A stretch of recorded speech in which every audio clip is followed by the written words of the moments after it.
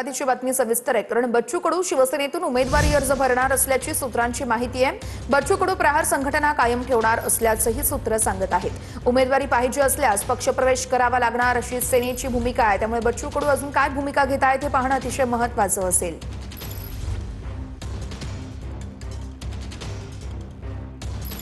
बच्चू कडू शिवसेनेतून उमेदवारी अर्ज भरणार असल्याचं सूत्रांकडून कळतंय।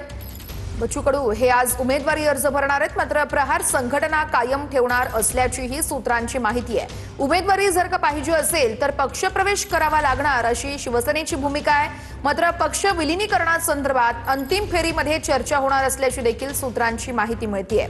पुढील 6 महिन्यात बच्चू कडू यांना शिवसेनेकडून मंत्रिपदही दिलं जाणार असल्याचं सूत्रांकडून सांगितलं जातंय। रात्री उशिरापर्यंत एकनाथ शिंदे आणि बच्चू कडू यांच्यात बैठक झालेली आहे।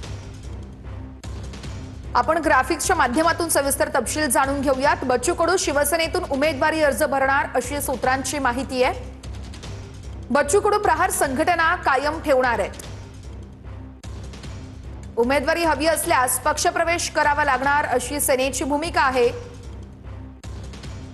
पक्ष विलीनीकरणासंदर्भात अंतिम फेरीमध्ये चर्चा होणार, सूत्रांची ही सगळी माहिती आहे।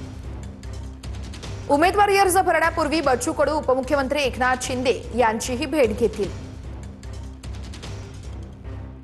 बच्चू कडू थोड्याच वेळात शिंदेंची नंदनवन या निवासस्थानी भेट घेणार आहेत।